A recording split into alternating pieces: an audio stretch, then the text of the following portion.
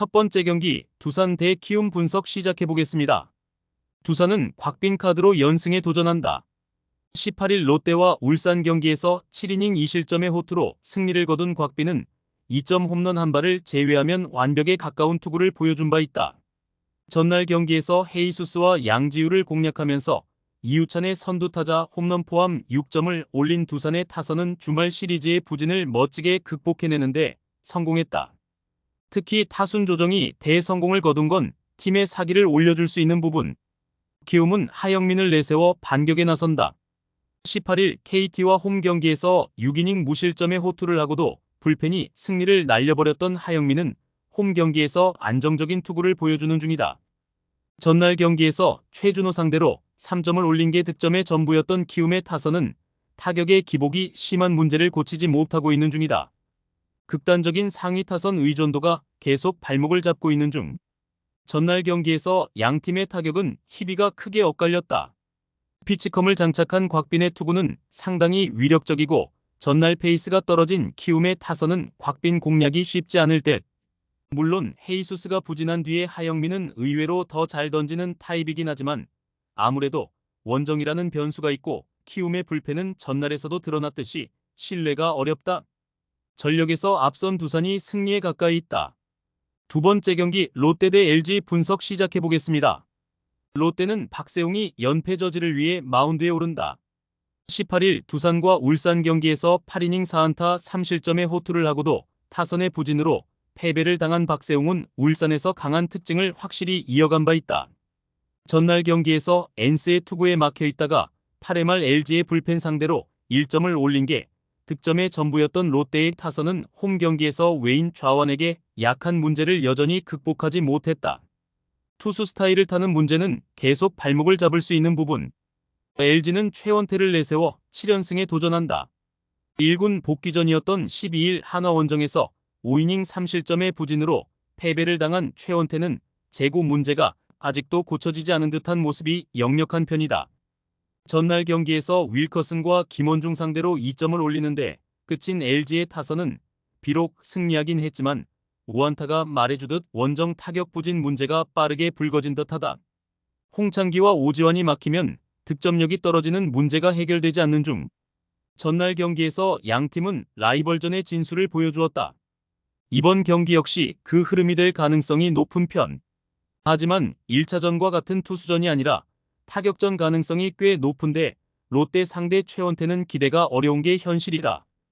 박세웅 역시 LG 상대로 고전하는 타입이지만 최근 LG는 원정 타격이 문제고 무엇보다 김진성의 빈자리와 전날 유영찬이 1.1이닝 세이브를 한 게 발목을 잡을 것이다. 홈에 2점을 가진 롯데가 승리에 가까이 있다. 세 번째 경기 KT 대 SSG 분석 시작해보겠습니다. KT는 윌리엄 쿠에바스가 기선 제압을 위해 마운드에 오른다.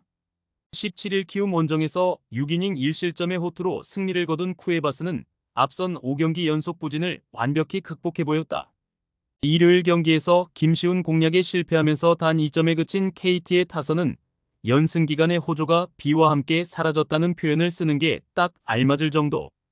홈에서 가라앉은 타선, 특히 상위 타선이 살아나야 이야기가 될 것이다. SSG는 김광현이 시즌 7승에 도전한다. 17일 LG 원정에서 3이닝 8실점의 부진으로 패배를 당한 김광현은 최근 기복이 심한 투구가 이어지는 중이다.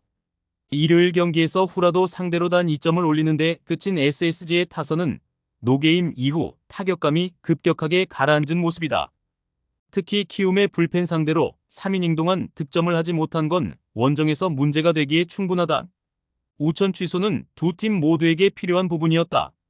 KT는 분위기 전환이 필요했고 SSG는 오원석보다 김광현이 더 믿을만한 게 사실이다.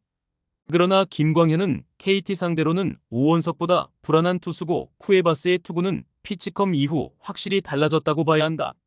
선발에서 앞선 KT가 승리에 가까이 있다. 네 번째 경기 기아 대 NC 분석 시작해보겠습니다. 기아는 캠 알드레드 카드로 8연승에 도전한다.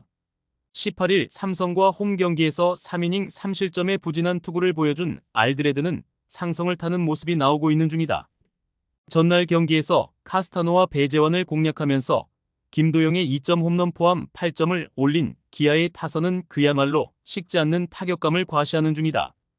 역대 최초 최소 타석 내추럴 hit포더 사이클을 기록한 김도영은 MVP의 이름 절반쯤은 새겨놓은 듯 NC는 신민혁을 내세워 반격에 나선다.